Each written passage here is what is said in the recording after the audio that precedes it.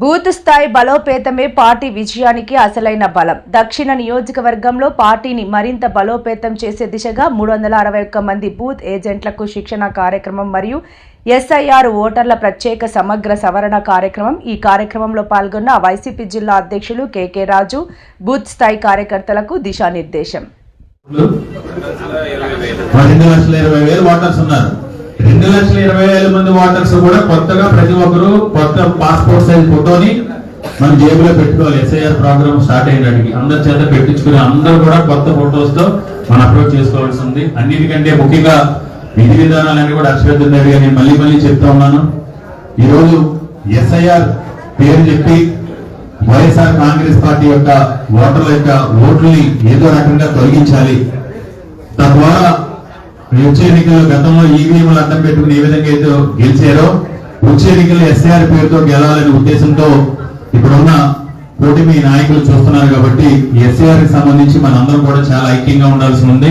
ముఖ్యంగా ఇందాక చాలా చక్కగా వాసుపల్లి గణేష్ కుమార్ గారు చాలా సిస్టమేటిక్ గా ఒక క్రమ పద్ధతిలో మీ అందరికి కూడా hand book, work book, voter list, BLA, BLO సంబంధించిన కాంటాక్ట్ నెంబర్స్ అన్ని కూడా డేటా అంతా కూడా ఇచ్చారు.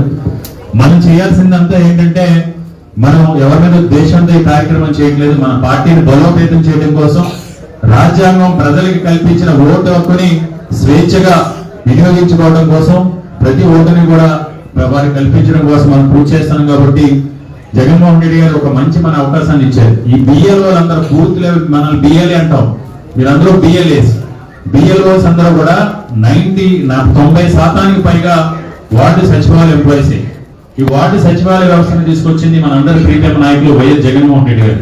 కాబట్టి ఆల్రెడీ మనం ఈ బిఎల్ఓలతో 4.5 సంవత్సరాలు 2019 అక్టోబర్ 2వ తారీఖున ఈ సచివాలయ వ్యవస్థ వచ్చింది మహాత్మా గాంధీ జయంతి రోజు.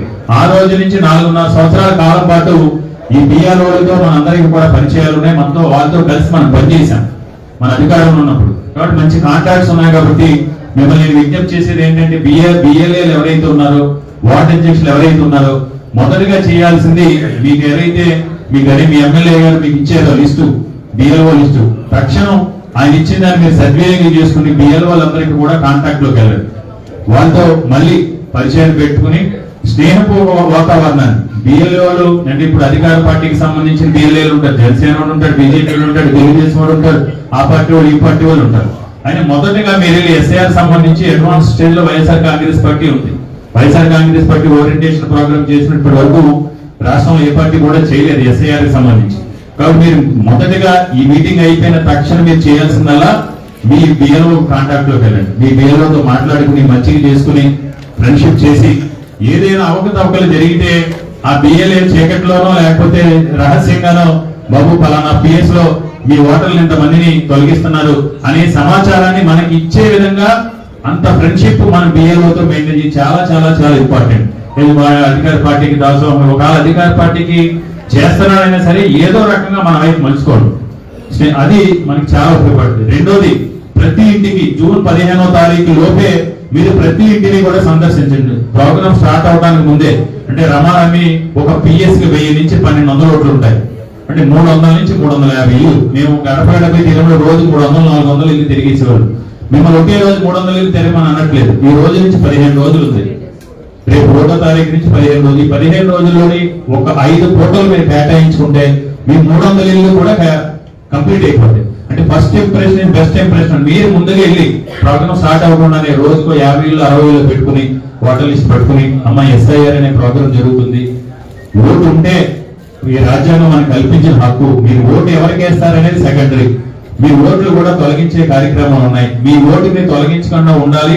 మీ ఓటుని మళ్ళీ పునఃపరిశీలించి పునర్నమోదు చెయ్యాలి అంటే కనుక ఇవి కాగితాలు ఉండాలి. మీకు సంబంధించిన డ్రైవింగ్ లైసెన్స్ ఉండాలి, బర్త్ సర్టిఫికేట్ ఉండాలి, లేకపోతే ఓటర్ ఐడి, పాత ఓటర్ ఐడి కార్డు ఉండాలి, పాస్పోర్ట్ ఉండాలి, క్యాస్ట్ సర్టిఫికేట్, ఇలా ఏదైతే 13 ఉన్నాయని అక్షయ్ గారు చెప్తారు. ఇవన్నీ మీరు వాళ్ళతో ఇంటరాక్ట్ అయితే ఈ 15 రోజుల్లో కనుక ఇంటరాక్ట్ అయితే మీకు చాలా చాలా ఈజీ అయిపోతుంది. ఎందుకంటే మీకు చాలా క్షుణ్ణంగా ఇంకా ఇవ్వలేదు. మేము మీటింగ్లు పెట్టాం కానీ ఈ మధ్యకాలంలో ఏ కార్యక్రమం చేసినా జిల్లాలో వాసుపల్లి గణేష్ కుమార్ గారు మామూలుగా లేదు. జిల్లా నుంచి రాష్ట్రం వరకు షేక్ అయిపోయే విధంగా ఆయన అద్భుతంగా కార్యక్రమాలన్నీ కూడా కాన్సెప్టబుల్ తో చాలా మమ్మల్ని అందరినీ కూడా ఇన్స్పైర్ చేసే విధంగా ఆయన అద్భుతమైన కార్యక్రమాలు చేస్తున్నారు. ఇంకా కూడా ఇంత యాక్టివ్ గా ప్రోయాక్టివ్ గా ప్రతిదీ కూడా క్షుణ్ణంగా పరిశీలించి ఇంత అగ్రెసివ్ గా ఉండే లీడర్ ఈ రోజు మీకు ఎమ్మెల్యే అభ్యర్థిగా ఉండడం అనేది నిజంగా మీ అందరికీ కూడా అదృష్టం. రైతు పార్టీ కార్యక్రమాలే కాకుండా టెక్నికల్ ఆస్పెక్ట్స్ లో ఏ లోపాలు లోటుపాట్లు ఉంటాయని ఇప్పటికప్పుడు గ్రహించి వాటిలో కూడా మిమ్మల్ని చాలా చక్కగా స్కూల్ పిల్లలకి ఏ విధంగా అయితే మనం అన్ని కూడా అందిస్తాం అదే విధంగా అందించడంతో పాటు కార్యక్రమాలు చేసే విధంగా కూడా వినూత్నంగా ప్రజలకు అర్థమయ్యే విధంగా కూడా చేసుకుంటూ వెళ్తున్నారు. ఆయన గురించి మీ అందరికీ కూడా తెలుసు.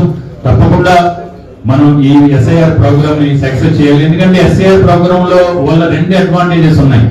ఒకటి, మన ఓటర్ని మనం రక్షించుకోవడంతో పాటు రేపు ఇందాక ఆయన చెప్పాడు త్వరలోనే స్థానిక సంస్థల ఎన్నికలు రాబోతూ ఉన్నాయి.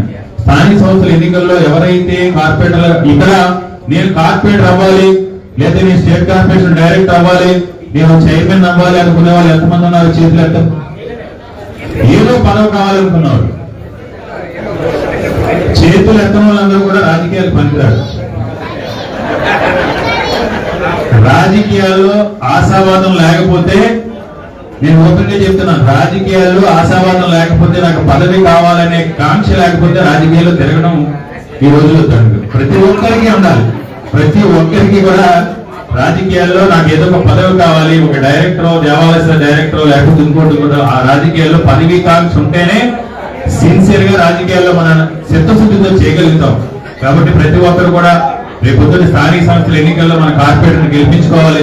తద్వారా మీ వాసుపల్లి గణేష్ కుమార్ గారిని ఎమ్మెల్యేగా అఖండ మెజార్టీతో గెలిపించుకోవాలి అని కసితో పనిచేస్తే యువకుని చాలా ఈజీ అయిపోతుంది. ఎందుకంటే ఈ రోజు మనకున్న అడ్వాంటేజ్ ఇంకొక అడ్వాంటేజ్ అంటే ఒక తెలుగుదేశం కార్యకర్త గాని ఒక జనసేన కార్యకర్త గాని ఒక బీజేపీ కార్యకర్త గాని నాయకుడు గాని మన కళ్ళలో కళ్ళు పెట్టి చూసి మనతో తలెత్తి మాట్లాడే పరిస్థితుల్లో ఈ 3 పార్టీలకు సంబంధించిన కార్యకర్తలు గాని నాయకులు గాని లేరు.